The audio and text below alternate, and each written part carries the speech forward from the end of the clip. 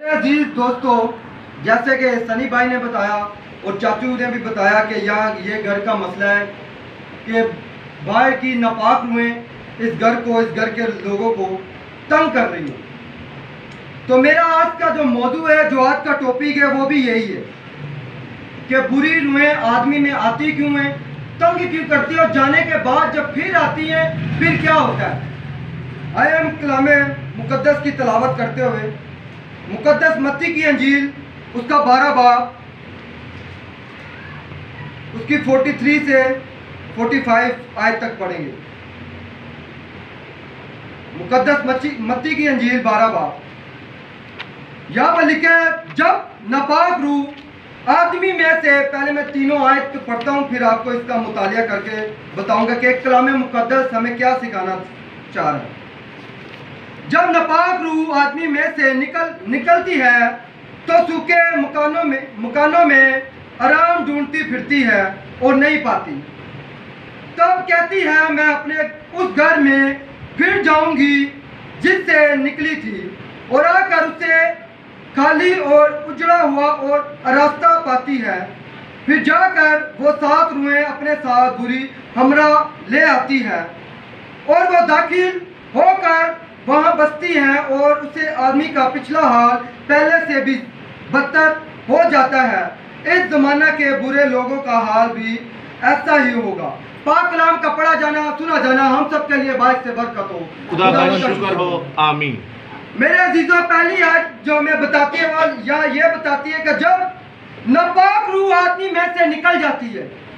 आदमी में से नापाक रूह कब निकलती है? जब हम खुदावन यीशु मसीह को कबूल करते हैं, जब खुदावन यीशु मसीह का बपतिस्मा लेते हैं, जब हम खुदावन यीशु मसीह की राह को जान लेते हैं, उस निजात को जब जान लेते हैं, जब बपतिस्मा ले लेते हैं, तो आदमी में से नापाक रूह जो उसमें होती है वो क्या हो जाती है? निकल जाती है। नापाक रूह कुछ रूहें जाहिरी होती है, कुछ रूहें नापाक रूह पोशीदा भी होती है। नापाक रूहें हम इसको भी ले सकते हैं कि गुटखा खाने की रूह, जादू करने की रूह, बुत परस्ती की रूह, हरामकारी की रूह, ये सब बुरी रूहें हैं। ये कब निकल जाती है? बपतिस्मा लेने से, खुदावंद यीशु मसीह के ऊपर ईमान लाने के सबब से ये सारी नापाक रूहें हम में से निकल जाती हैं। और आगे लिखे तो वह सूखे मकानों में आराम ढूंढती फिरती है, और जब वो निकल जाती है नापाक रूहें खुदावंद यीशु मसीह का वसीला से, उसके ईमान लाने का वसीला से जब नापाक रूहें निकल जाती है तो वह सूखे मकानों में आराम ढूंढती फिरती है। आराम ढूंढती है, आगे लिखे, और वो नहीं पाती। आराम क्यों नहीं पाती? क्योंकि इब्लीस के बारे में लिखा हुआ है कि फाड़ने वाला भेड़िया, ये शेरे बब्बर की मानी ये ताक लगाए बैठा है कि किसको फाड़ खाए, इसलिए आराम नहीं पाता। ये वही साहब है जिसने औरत को बेकाया, ये वही साहब है जिसको आराम नहीं, ये मुकद्दस सीनों को जाके बेकाता रहता है कि बुरे काम करो, क्योंकि ये इसको भेजा, इसको छोड़ा ही खुला इसीलिए गया कि ताकि लोगों को जमाए, लोगों को तंग करे। और इसके बारे में लिखा गया ये आराम नहीं पाता, ये हर वक्त यही चाहता है कि मैं इसको गुमराह करूं, उसको तंग करूं। इसका मकसद बस एक ही है कि लोगों से गुनाह कराना, लोगों को गुमराह करना। इसलिए यहाँ पर लिखा है सूखे मकानों पे आराम नहीं पाता। तब वो कहती है मैं उस घर में फिर जाऊंगी। जब वह सूखे मकानों पे आराम नहीं पाती इब्लीसी रूह, तब वो कहती है कि मैं अपने उस घर में जिससे निकली फिर लौट जाऊंगी। और अगर इंग्लिश वर्जन इसका पढ़े ना, इंग्लिश वर्जन, तो यहाँ लिखा फिर लौट जाने का मकसद है, ये लिखा I will return my home, यानी कि जिस घर को उसने छोड़ा था खुदावंद यीशु मसीह के ईमान लाने के सबब से, अगर आप लोग फिर से गुनाह करते हो, फिर से गुनाह पे गुनाह करते हो, तो वही इब्लीसी रूह फिर कहती है कि मैं फिर लौट जाऊंगी अपने किस काम पर? अपने घर पे। उसके सूखे मकानों से कोई लेना देना नहीं, उसको ये 4 दीवारी से कोई लेना देना नहीं, उसको लेना देना तो आपके जिस्म से, क्योंकि खुदा कहता है कि तुम जिंदा खुदा का मकदस हो, मेरा रूह तुम में बसता है। वह इस मकदस को बर्बाद करने की हर वक्त कोशिश करता है। तो इसीलिए सूखे मकानों पे आराम नहीं पाता, इसीलिए वो फिर जब निकल के दोबारा आती है रूह अपने उस घर में दोबारा आती है, फिर जाऊंगी जिससे निकली थी। और आज जब वो आती है दोबारा रूह जिससे खुदावंद यीशु मसीह के ईमान लाने का वसीला से बदरूह निकाली गई थी, और जब वापस आती है, आगे देखे 3 चीजें हैं। उसे खाली पाती है।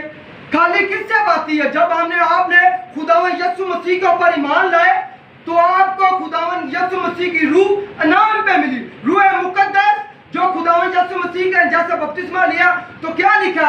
रूह खुदावंद यीशु मसीह के ऊपर कबूतर की मानी ठहर गया था। ऐसे जब हम खुदावंद यीशु मसीह को कबूल करते हैं तो खुदावंद की रूह हम में ठहर जाती है। तो जब हम फिर गुनाह पे गुनाह करते हैं और बुरी रूह वापस आती है तो खाली पाते हैं। किससे खाली पाती है जी? खुदा से, रूह से। तुसी मुझे लगता बोर हो रहे हो, मुझे लगता तुम समझ नहीं आ रही। और अगर समझ नहीं आ रही तो पूछ सकते तुसी। आधे चौकस हो गए बैग मैं ताड़े को बिच पुछदा रहांगा कि मैं की कह रहा। इतने अगर 2 घंटे अगर बैठे हो तो मैं चाहना तुम कुछ सीखो, कलामे मुकद्दस विचों कुछ सीखो। तो यहाँ पर लिखा जब वो वापस आती है तो उससे खाली पाती है। खाली किससे पाती है? खुदावन की रूह से। और आगे लिखा उसे उजड़ा हुआ पाती है। उजड़ा हुआ कैसे पाती है? जैसे उसने खुदावंद यीशु मसीह के ऊपर ईमान लाने के सबब से अपनी सारी नापाकी चीजें छोड़ दी थी और फिर से वो करना शुरू हो गया, तो वो जिंदगी क्या हो चुकी है? उजड़ चुकी है, खाली हो चुकी है, उजड़ चुकी है। और रास्ता पाती है। फिर जाकर 7 रूहें अपने साथ बुरी हमरा और ले आती है। ये होता है कि बुरी रूहें का जो बुरी रूहें में पकड़े जाते हैं वो खुदावंद यीशु मसीह के ईमान लाने के सबब से, खुदावंद यीशु मसीह के ईमान लाने के सबब से उनमें से बदरूमियाँ जब निकल गई तो दोबारा जब उन्होंने यीशु के साथ चलना ना चाहा तो वो बदरू जो उसमें से निकली थी वो फिर वापस आती है और कहती है कि मैं अपने इस घर में दोबारा रहूंगी। इसी वजह से रूह हम में आती है। खुदावन की हुक्मों के ना फरमानी की वजह से, खुदावन के हुक्मों को ना मानने की वजह से, उसके ऐद के खून को रद्द करने के सबब से, इसीलिए नापाक रूहें हम में आती हैं।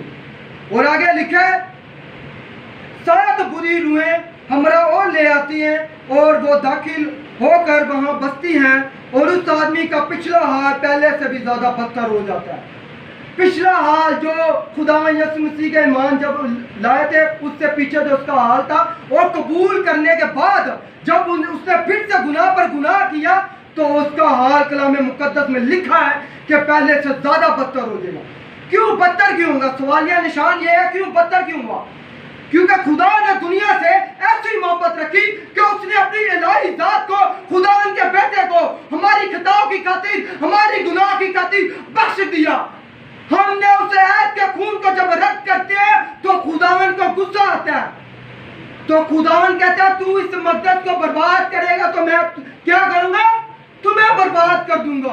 इसीलिए वो रूहें वापिस आए क्योंकि खुदावन के खून को, खुदावन के ऐद को, खुदावन के बेटे यीशु को जलील किया गया, अलानिया जलील किया गया। पौलुस रसूल कहते हैं अगर तुम बार बार गुनाह करते हो, खुदावंद यीशु मसीह के फजल को जानने के बावजूद भी जो जान गुनाह पर गुनाह करता है वो खुदावंद यीशु मसीह को लानिया जलील करता है। इसीलिए रूह वापिस आती है। क्यों आती है? क्योंकि हमने खुदावंद यीशु मसीह के खून को, उसके ऐद को रद्द किया, इसलिए बुरी रूह दोबारा आती है। और आगे लिखे इस जमाना के बुरे लोगों का हाल भी ऐसा ही होगा। इस जमाना के बुरे लोगों का हाल, बुरे लोगों का हाल ऐसा ही होगा। ये बुरे लोग कौन है? जो नजात को जान चुके हैं, जो यीशु मसीह को जान चुके हैं और फिर गुनाह पे गुनाह करते हैं। ये वो बुरे लोग हैं जिनमें दोबारा रूहें आती हैं। और एक रूहें नहीं आती, कितनी रूहें आती हैं जी? 7 बुरे रूहें और आती हैं।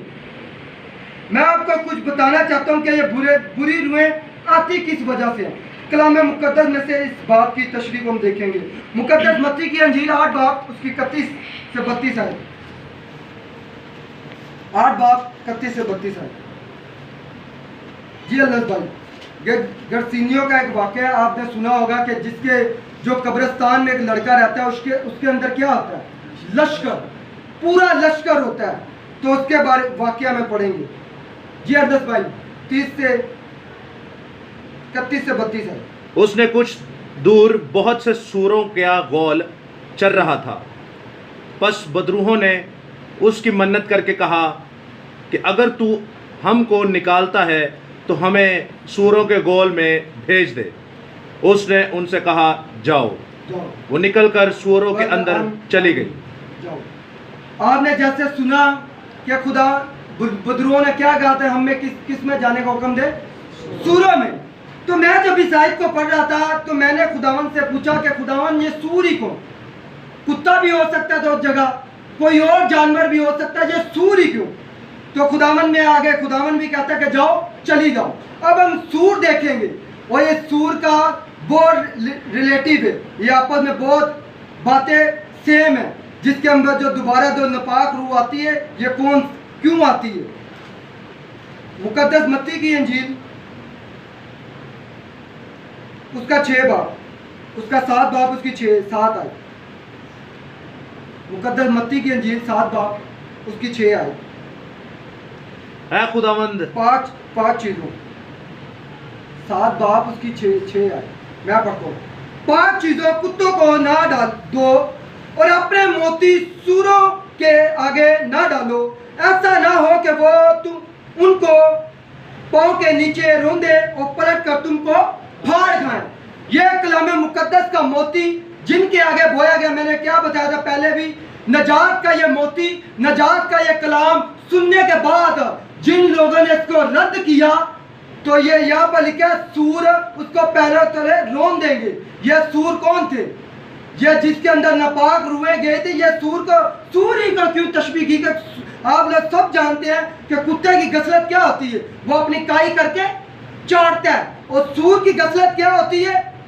उसको जितना भी नहलादा वो कहाँ पर जाएगी? दोबारा गंद पे जाएगी। सूर अपने ही यानी कि पोटी खाता है और उसको जितना भी नहला दो ना, वो दोबारा गंद में जाएगी। ये सूर की गसलत है। तो खुदावन यीशु मसीह कहता है, जब मैंने तुमको पाक किया, जब मैंने तुम में से बुरी आदतों और बुरी बदरूहों को निकाला, और जब तुमने फिर से गुनाह पर गुनाह किया, तो तुम उस सूर की मानी दो, तुम उस कुत्ते की मानी दो जो अपनी काई करके चाटते हैं। इसलिए मैंने तुम पे बदरू रूहे, बुरी रूहें भेजी। जो सूर जिसको मैंने नुला दिला के साफ किया, तुम दोबारा उस चीकड़ पे गए, इसलिए मैंने तुम पे बदरूहे रूहें भेजी। आप लोग सवाल कर सकते हो, क्या खुदावन बुरी रूहें भेजता है? आप लोग ये मुझसे सवाल कर सकते हो, क्या विशाल भाई ऐसा ही है? क्या खुदा ऐसा ही है? क्या खुदा बुरी रूहें भेजता है? तो पहला सलातीन की किताब उसका 22 बाब, उसका गालबन 19 आयत से पढ़ना है। पहला सलातीन उसका 22 बाब, ये हम देखेंगे कि बुरी रूहें बेचता कौन है। और बुरी रूहें बेचने का मकसद ये है कि हमने इस मकदस को बर्बाद किया, हमने उस नजात के कलाम को रद्द किया और दोबारा नापाकी पे चले गए। इसी वजह से खुदावन ने खुदा जो रूहें बेचता 7 गुना ज्यादा करके बेचता। इसका हवाला मैं आपको देता हूँ। पहला सलातीन 22 बाब, उसकी 19 से 22 आयत तक। तब उसने कहा, अच्छा तू खुदावंद के सुखन को सुन ले। मैंने देखा कि खुदावंद अपने तख्त पर बैठा है और सारा आसमानी लश्कर उसके दाहिने और बाएं खड़ा है। और खुदावंद ने फरमाया, कौन अखियब को बहकाएगा ताकि वो चढ़ाई करे और रमात जल्लाद के खेत आए। तब किसी ने कुछ कहा और किसी ने कुछ, लेकिन एक रूह निकलकर आगे सुनते, खुदावन के सामने खड़ी हुई। खुदावन के सामने खड़ी हुई, एक रूह निकल के खुदावन के सामने खड़ी हुई और कहा, मैं उसे बहकाऊंगी, मैं उसे बहकाऊंगी। खुदावन ने उससे पूछा, किस तरह? खुदावन ने उससे बुरी रूह से पूछा, किस तरह? उसने कहा, मैं जाकर उसके सब नबियों के मुंह में झूठ बोलने वाली रूह बन जाऊंगी। आगे क्या लिखा? उसने कहा, तू उसे बहका देगी और गालिब भी आएगी। तू उसे बहका देगी और गालिब भी आएगी। आगे क्या? रवाना हो, जा और ऐसा ही कर। रवाना हो, जा और ऐसा ही कर। कौन बोल रहा? खुदा बुरी रूह को बोल रहा है। क्यों बोल रहा है? क्योंकि ऐद के खून को रद्द किया। क्योंकि खुदावन यीशु मसीह को रद्द जब करता है आदमी, तब बुरी रूह खुदावन ही बेचता है। तो आज मेरे भाइयों, जब हम खुदावन यीशु मसीह में थे, उस वक्त को याद करें, उस नजात के उस वक्त को याद करें, उस कड़ी धूप को याद रखें जब मसीह को हमारी खताओं की खातिर लटकाया गया था। लिखा है कि उसमें कोई गुनाह न था, वो हमारी और तुम्हारी बदकारियों की खातिर उसे सजा हुई, उसे मारा गया, उसे सताया गया। ये वो था जो कहता है कौन है जो मुझ पे गुनाह साबित करे। ये वो था जो कहता है कि पेशतर इब्राहिम था मैं हूं। ये वो था कायनात को बनाने वाला, दुनिया की नींव रखने वाला, आसमानों को तान देने वाला। ये वो था जिसकी आवाज बाप इब्राहिम ने सुनी और उसके पीछे चला। और जब उसे ऐत के खून को हम जान लेते हैं तो लिखा, तो फिर गुनाह जब करता है इंसान तो बुरी रूहें खुदा खुद बेचता है। बेचता क्यों है? क्योंकि तुमने खुदावन यीशु मसीह को रद्द किया। ये फ्री बख्शिश है, ये खुदा की तरफ से खुदावन यीशु मसीह फ्री बख्शिश है। हमने ऐसा कुछ काम नहीं किया, अच्छा कोई काम नहीं किया। ये खुदावन की फ्री बख्शिश है इंसान के लिए, ये उसकी मोहब्बत है इंसान के लिए। याद रखो, जब बाप आदम ने गुनाह किया तो वो बाग एदन से निकाले गए। क्यों निकाले गए? क्योंकि खुदा को गुनाह से नफरत है। खुदा को गुनाह से नफरत है। आज हम भी अगर गुनाह पे गुनाह करते हैं तो हम उस फरदौस से, उस खुदावन की नजात से बाहर हैं। वो लिखा है कि जब उन दोनों ने फल खाया तो वह नंगे हो गए। नंगे कैसे हो गए? जब गुनाह जिंदगी में आता है खुदा की पहचान करना भूल जाते हैं। रूहानी पोशाक जो खुदावन पहनाता है वो उतार देती है। आज गुनाह को फैशन समझा जाता है। गुनाह को क्या समझा जाता है? फैशन समझा जाता है। गुटखा खाना फैशन, यार तो बहुत सारे ऐसे गुनाह थे। खैर है, कुछ नहीं होता, खैर नहीं, खैर की गल इतने नहीं होंगी। खैर नहीं तो एक वक्त मुकाशफरी 21 बाब से लिखा गया, झूठे बुतप्रस्त जादूगर हरामकार सब झूठों का हिस्सा आग के जलने वाली गंधक की झील में होगा, कोई बख्शा नहीं जाएगा। अदालत का एक वक्त बेटे की मार्फत मुकर्रर है। बेटे ने अदालत करनी है और कौमें उसके हुजूर जमा की जाएंगी और वही कौमों का इंसाफ करेगा। मैं चाहता हूं अगर आपसे कोई खता हुई है तो याद रखे बाप आदम ने एक गलती की थी। उस वक्त बाप आदम का गुनाह बख्शा जाता। जब उसको बाप आदम को खुदा की आवाज आई भागे आदम में, आदम तू कहाँ है? तो आदम ने कहा कि मैं डरा। और दूसरा क्या तूने उस दरख्त का फल खाया? बाप आदम ने क्या किया था? इल्जाम तलाशी। उस वक्त बाप आदम बोल देता ना कि मैं गुनाहगार हूँ, मैं खतागार हूँ, कि मुझसे गुनाह, वो गुनाह बख्शा गया। उन्होंने अपने गुनाहों को छिपाने की कोशिश की थी। मेरे अजीज बहन भाइयों, अगर आप भी कोई पोशीदा गुनाह, कोई भी गुनाह, ये तो बीमारी है ना बदरू तंग करने वाली, ये चली जाएगी। मगर मैं आपको खुशखबरी की पैगाम देने आया हूँ, खुशखबरी का पैगाम देने वाला हूँ। ये बदरू चली जाएगी, मगर इस बदरू के जाने के बाद ये वो कलाम में पेश करने आया हूँ। ये खुदावन की वो खुशखबरी है जो बदरू निकलने के बाद, जब आप गुनाह पे गुनाह करेंगे तब क्या हाल होगा। ये टेंशन नहीं ले, ये बदरू निकल जाएंगी। यीशु ऐसे निकालेगा इस बदरू को, कोई मसला नहीं, यीशु के लिए कोई मसला नहीं। मगर बात ये है कि उस निजात पे हम कायम रहेंगे क्या? जब हम खुदावन हमको शिफा देगा उस शिफा पे हम कायम रहेंगे। बात सारी ये है।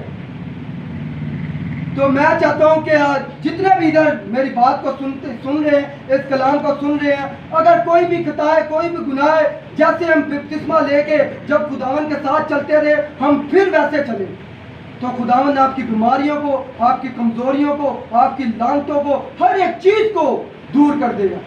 मेरे अजीज बहन भाइयों, मेरी माँ, सब खुदावन यीशु हमसे बहुत मोहब्बत करता है, बहुत। वो किसी जान की हलाकत से खुश नहीं, वो किसी जान की हलाकत से खुश नहीं, बल्कि हर एक जान की क्या लिखा है? तौबा तक नौबत चाहे। वो कहता है तौबा करो, तौबा करो, तौबा करो, अपने गुनाह को छुपाए नहीं।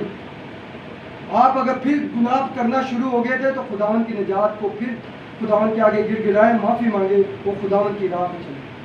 खुदावन इस पाक कलाम के वसीला से आप सबको बरकत दे।